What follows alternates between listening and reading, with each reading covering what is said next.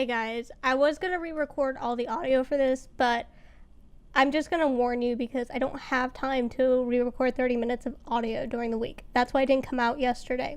So what ended up happening is my computer decided it hated me and will randomly start bringing up the volume on my mic. So I'm trying to fix that issue, and that's why it's going to be so loud.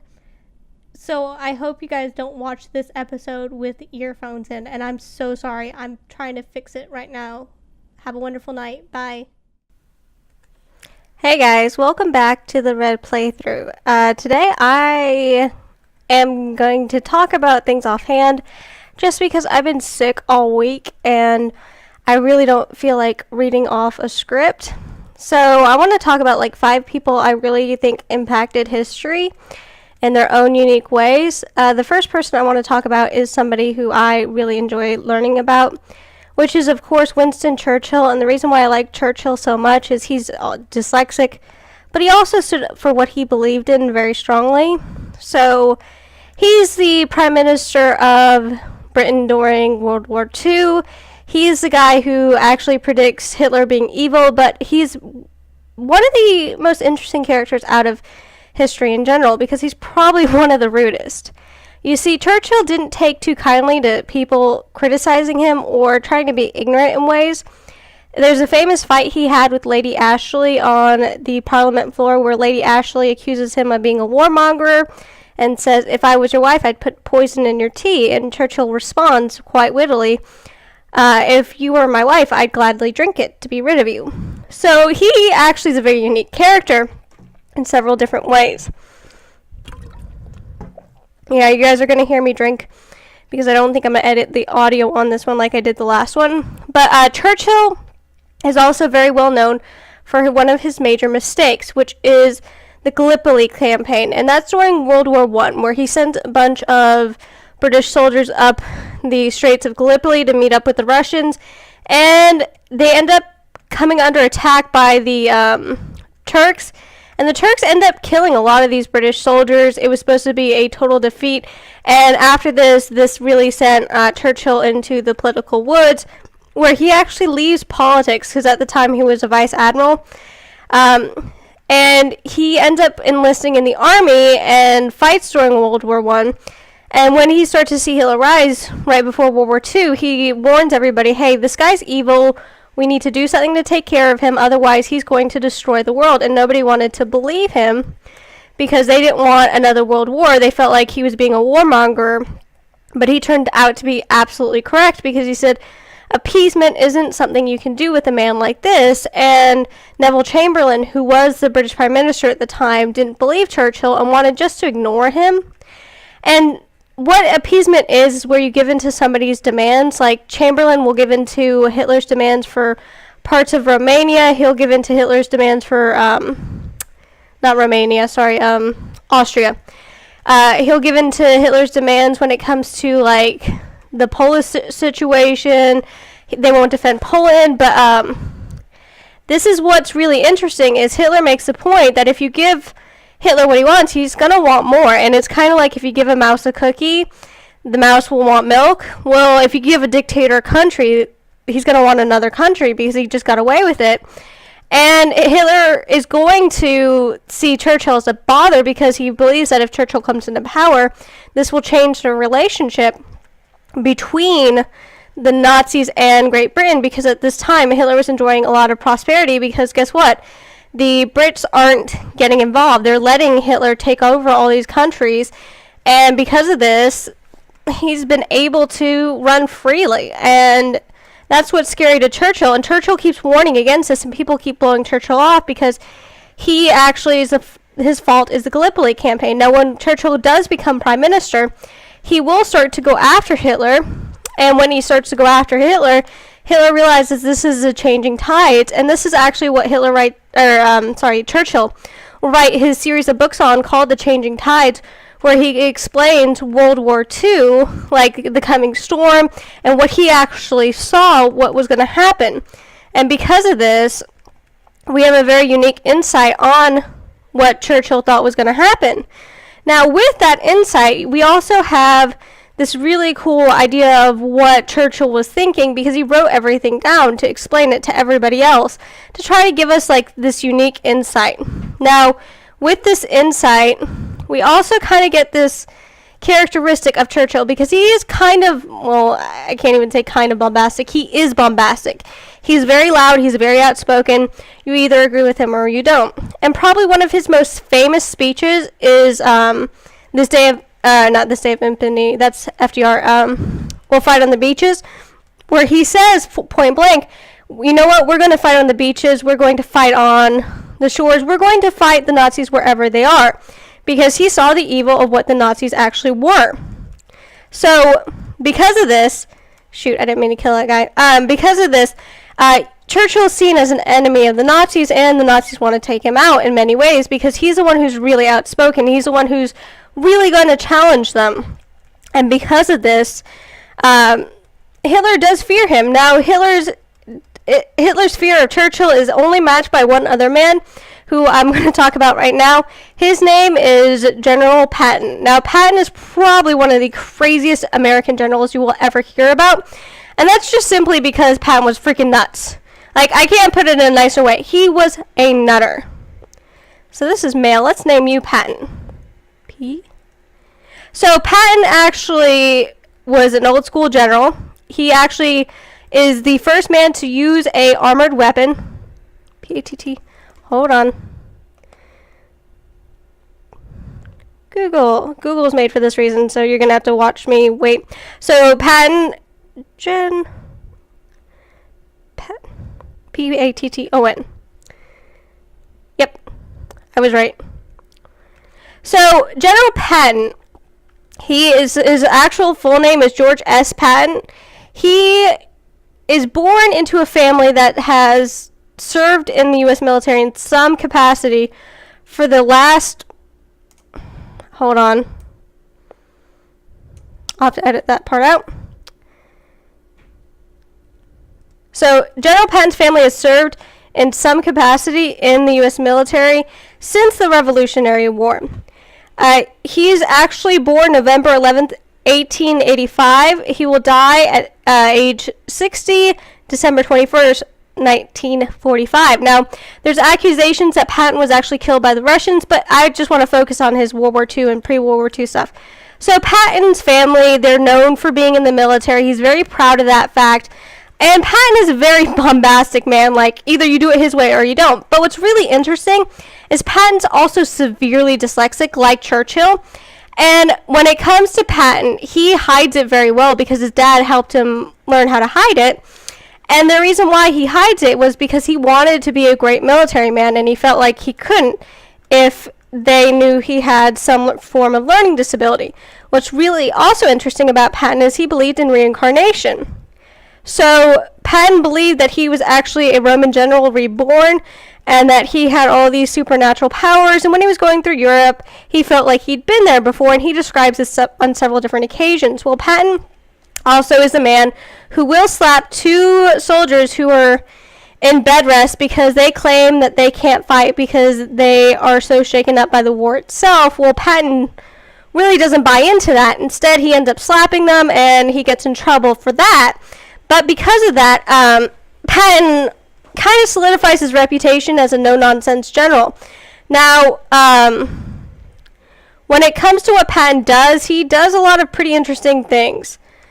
He, when they're fighting the Nazis in the Egyptian coast, he actually is notorious for going outside when they're flying over and trying to fire at the airplanes coming overhead using his pistols. And he also is the general who stopped in the middle of a bridge to take a leak in the middle of a battle as Nazi troops were firing at him. Now, he's also the general who leads the Americans into Italy, where he actually will race the British general Montgomery. I almost said Montague. That's French theorist. Montgomery. And the reason why him and Montgomery race is just to see whose troops were actually trained better. And Patton believed in his troops so much. But Hitler is terrified of Patton. So when D-Day comes around, Eisenhower gets this brilliant idea of saying, hey, guess what? we're going to let Patton lead the invasion. And they create like this ghost army. They move Patton to this area of Britain where they kind of convince Hitler that this is where Patton is. And Hitler is terrified because he does not want to face Patton at all. Like, that's his biggest fear, is to face Patton, just because I don't want to fight this guy. I'm just going to run. Because Patton is that notorious general that Hitler's terrified of. And I mean, when I say terrified, oh, he's terrified of him. He doesn't want anything to do with Patton. He told his troops, if you see Patton come, run. That's how afraid he was of Patton. So I really do enjoy learning about Patton as well. Aww. Let's see if I can catch this guy. See if this one works. Now, another one is probably Abraham Lincoln. And the reason why I like Lincoln so much, let's name you Churchill. No. You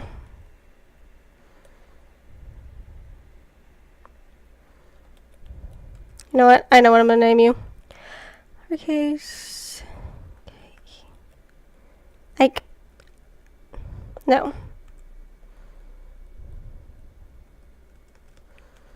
So, reason why I love learning about these guys so much is just because they're influential. Now, the next one I want to talk about, who I feel is super influential, is one of our U.S. presidents. He's the 16th president of the United States. I am talking, of course, about Abraham Lincoln. Now, why Abraham Lincoln is so influential is because what he actually stood for and what he actually did. So, yes, Abraham Lincoln is famous for keeping us together during the Civil War. But the reason why he actually took on the Civil War isn't because he wanted to free the slaves. It was more selfish. He actually wanted to keep the United States together to show that it wasn't a failed experiment by our founding fathers. So because of that, he took on the task of the Civil War. And with that task, he decided he was going to keep the Union together no matter what. But you also have to realize Lincoln grew up in a time when slavery was accepted.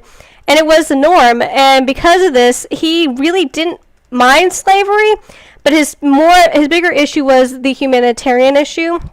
And yes, he did have an idea of what he was going to do with the slaves after they were free, and his idea was to actually send them back to Africa to live in freedom in their own country in Africa, because he did not believe that whites and blacks could live together. And this was an idea he actually came up with the help of what's the guy's name? He sued for his freedom. Stanford v. Scott, Dred Scott. So him and Dred Scott come up with this idea that African Americans and whites can't live together. So they wanted to create a colony for the blacks to live in by themselves, where it's only blacks. And they actually set aside land, because before this, you have President Monroe, who will actually start buying up slaves with his own money, because he wants to free them. And because of this, he starts to free slaves using that ability and sending them back to Monrovia. And it's an interesting concept, and this was a concept a lot of people bought into. They did not think that slaves and whites could live together after they were freed. So Lincoln wanted that, but he's also the only president to suspend something called habeas corpus. And if you're not familiar with habeas corpus, it just means that you can't be held without a reason for an unreasonable amount of time, and you have to be told what you're being charged with. Well, he suspends it because there's a lot of Confederate sympathizers who are sabotaging up in the north, in Maryland especially, because that was a border state. And he realizes that if he doesn't suspend it, that he may end up losing the war, because these people are going to claim that they weren't doing anything and they were being falsely arrested. So he just says, you know what, screw it, I'm suspending it. And you can get mad at me all you want, but I'm going to do this because I know this is right. And he stood by his action. Now, he probably has the worst luck choosing generals, because he ends up with General McClellan, who is the Northern General for a while. He's actually the Northern General twice. And the reason why I say he has the worst luck is because McClellan does not like Lincoln. He's going to try and run against Lincoln, and because of that, he will leave Lincoln up in arms, because he just doesn't want to move a lot of times, and he thinks he knows what's actually best, when what Lincoln is saying is more logically sound than what McClellan's doing. So because of this, you have a lot of conflict between these two men. And I just value Lincoln as a president because he's very interesting for like the simple concept that he stood, even though he knew this was against the Constitution, he stood up for what he honestly believed in. And he believed in saving human lives and human rights, but he did not believe in the equality because he feared that the equality would not come and that African Americans would be targeted. And what he actually said was completely true, because then we start to see the suppression of African Americans through the law. We see Jim Crow come out. We see all these horrible things happen. Now, the next president I want to talk about on this list, yes, it is another president, but he also does something for this cause of like the civil rights movement, and that's Theodore Roosevelt.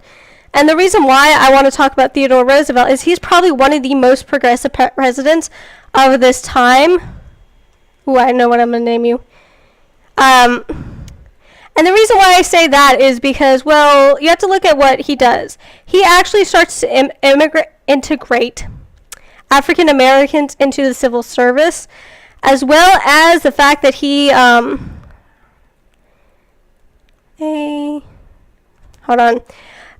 he also starts to invite them into the White House, even though it wasn't popular at the time. And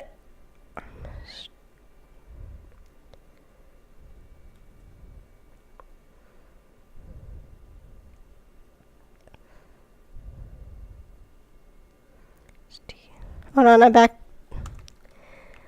E-R-M-S. My spelling, this is why I edit my audio.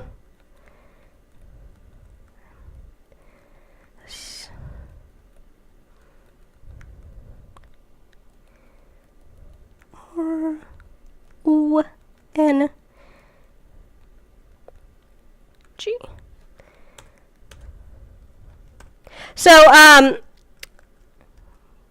So Roosevelt will start inviting African Americans to the White House, which actually a lot of people dislike because they feel like he shouldn't be involving African Americans at all in this.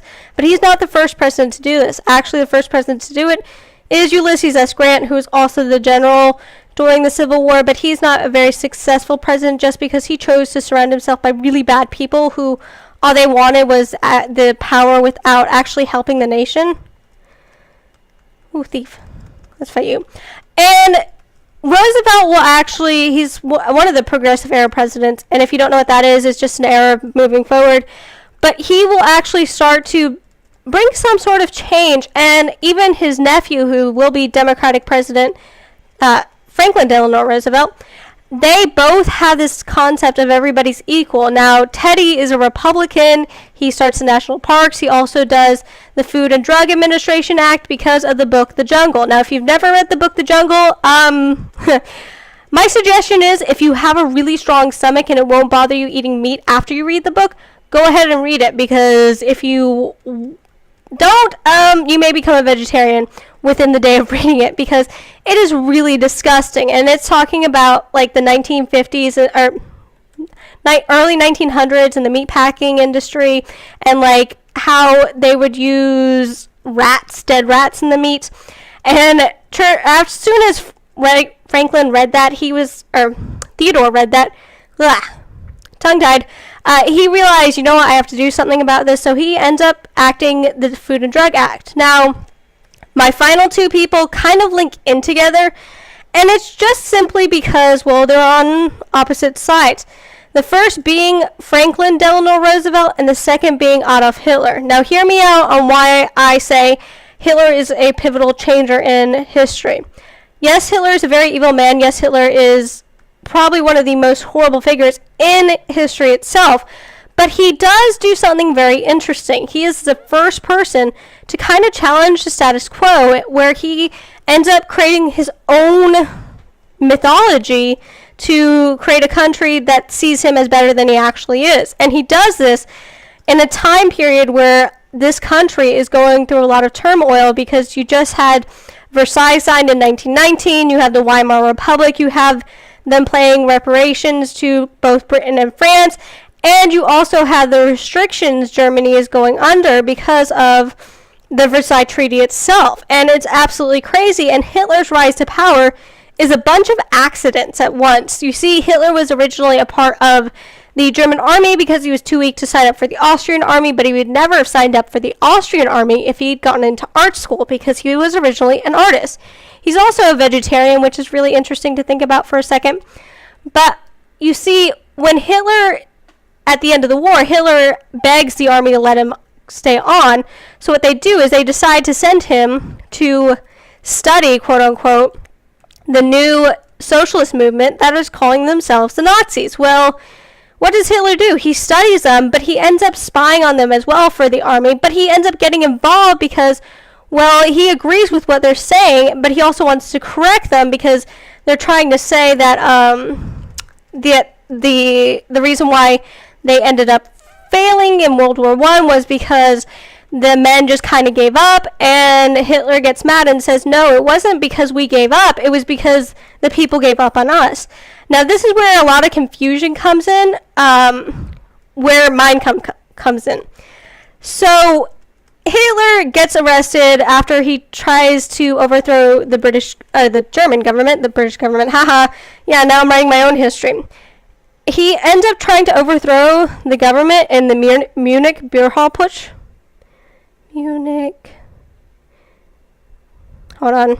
Beer hall putsch, which occurs, the Munich beer hall putsch, November 8th to November 9th, 1923. Now, what the Munich beer hall putsch is simply the Nazis marching, saying, join us, we'll make the country great again, we promise all these things, and, well, what they're promising is work, because during this time period, it was very hard to get a job and keep a job, and also lower costs of food, because it used to take 1,000 Reichsmarks to buy a loaf of bread, so people were starving, and the Nazis were trying to promise that they could end up helping people by creating jobs, and great on them for thinking that they could promise this and actually keep through with it, but Hitler ends up getting convicted, he ends up going to jail, but who actually types out Mein Kampf? It's actually not going to be Hitler. He actually dictates it out to somebody.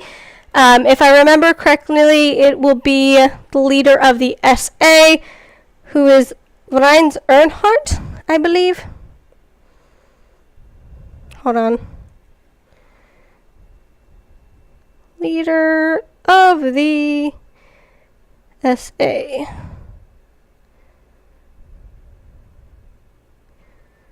Yeah, Ernest Röhm. It's Ernest Röhm. And Röhm is actually the person who brings Hitler into the Nazi movement, pretty much.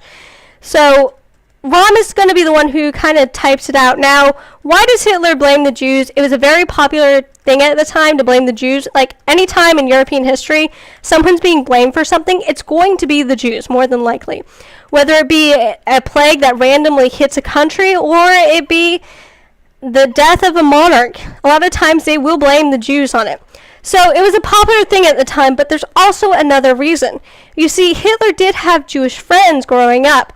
Now, his mother will die of cancer, and that's who he was really close to. He wasn't very close to his father. His father was very cruel to him. And when his mother died of cancer, he kind of blamed the Jewish doctor for it. So he doesn't exactly hate Jews. Now, the person who does hate Jews is going to be the propaganda minister, who is named Joseph Goebbels.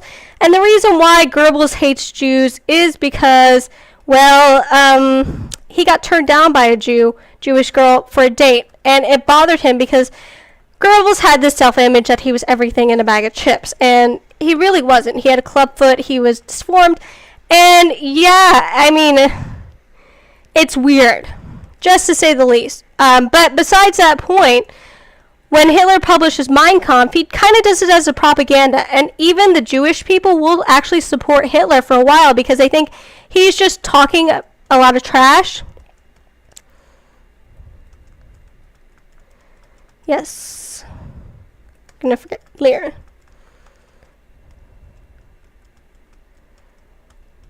Let's see what this guy offers.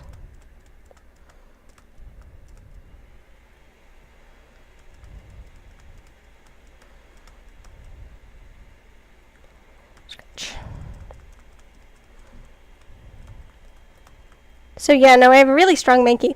But the reason why the Jews will support Hitler for a very short period of time is because they honestly believe that he's just saying this just to get people on his side, and they don't actually believe he will act upon it. A lot of the early records of Jewish people during this time, they actually do say, oh, our Führer is saying this just because it's a popular belief and it'll help him get elected and it'll actually help him with controlling the country. Now, FDR, Franklin Delano Roosevelt, he's a Democratic president of the United States, related to, of course, who I said earlier, Teddy Roosevelt. And Franklin is a very big progressive. He's going to come in during what we know as the Great Depression. Now, why did the Great Depression happen? Well, there's several different factors, but one of the funniest factors to me is the fact that we were paying Germany so they could pay Britain and France so they could pay us back.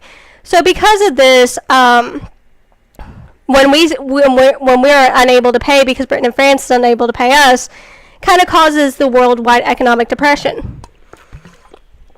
Now,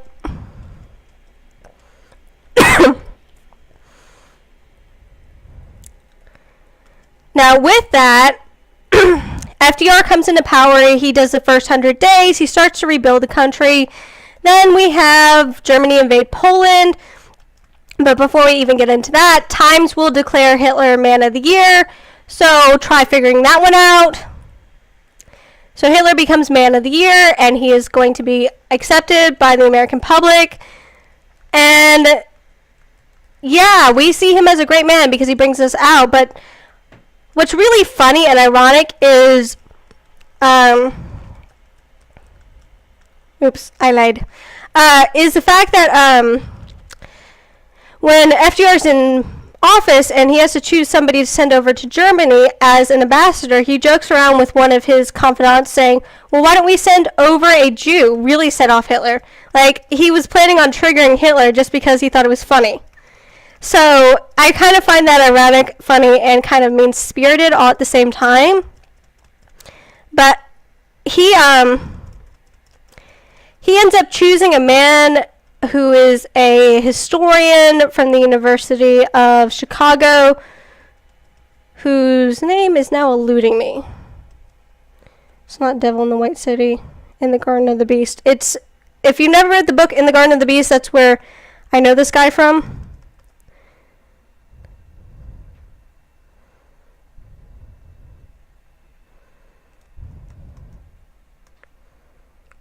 It's by Eric Larson. Summary. William Dodds. He chooses William Dodds to go over, and Dodds will report back several times that he sees the atrocities against the Jews, and he tries to warn of it. But once again, you're going to have a president who really doesn't want to hear anything about it because he doesn't feel like it's our problem to deal with. So he kind of ignores Dodd's warning and just goes along with what he believes is best. And with that, we kind of start to see the early issues of World War II coming out, because we don't get involved until Japan attacks us. And actually, Hitler wasn't going to declare war on us, but then Japan attacks us and we declare war on Japan. And then the very next day, we end up declaring war on Germany, which is really ironic in my opinion. But FDR will guide us through World War II completely. He will take the reins. He will do some pretty shady things, but I mean, not the shadiest of things, but still pretty shady. Well, that's all I have for today, guys. Bye.